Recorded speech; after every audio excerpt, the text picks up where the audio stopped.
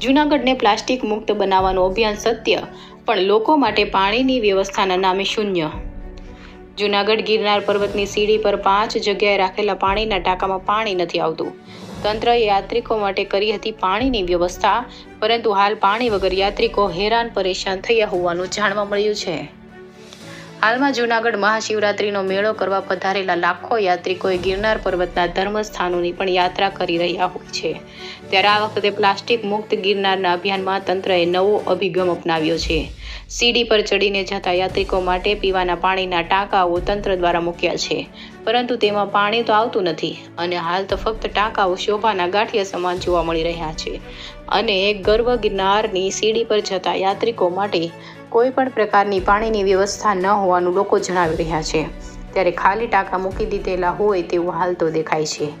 મહાશિવરાત્રિના સમયે રાત્રિ દરમિયાન ઠંડીનો માહોલ હોય અને દિવસ દરમિયાન ઉનાળો હોય તેવી પરિસ્થિતિમાં પાણી પુષ્કળ પ્રમાણમાં હોવાની જગ્યા પર ફક્ત ટાંકીઓ મૂકી રાખવામાં આવી છે કે આવનાર યાત્રિકોની હિંમત ટાંકીઓ જોઈને તૂટે નહીં.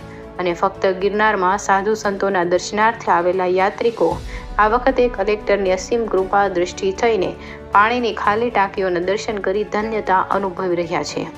સમાચાર મળતા જ ગિરનારના દર્શન કરી આવેલા યાત્રીઓના મુખે સાંભળીને ગિરનાર જવાનો વિચાર કરતા યાત્રીઓએ પણ ઉપર જવાનું ટાળ્યું હતું.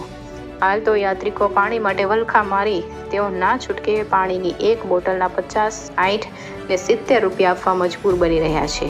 ત્યારે ગિરનારની સીડી પર ફૂલ 5 જગ્યાએ ટાંકા મૂકેલા છે, જેમાં એક ટાંકો 70 પગથિયે, બીજો 700 પગથિયે, ત્રીજો 1500.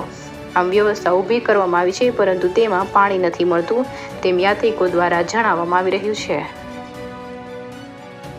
કેમેરામેન રાવલિયા મથુ સાથે રિપોર્ટર જગદીશ યાદવ, जूनागढ़। पटेल दिलीप भाई सिद्धपुर से आ रहा हूँ। 40 रुपये में एक बोतल लेवी पड़े, 50 लेवी પડે, 60 લેવી પડે, તરસ્યા ગમે તે કરવું પડે ખરું.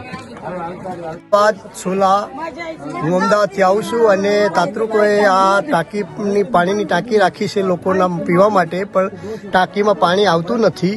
લોકો પાણી પીવા માટે હેરાન થઈ ગયા છે. તો યાત્રિકો માટે આ સગવડતા કરવી વિનંતી છે, એટલી મારું રજૂઆત છે.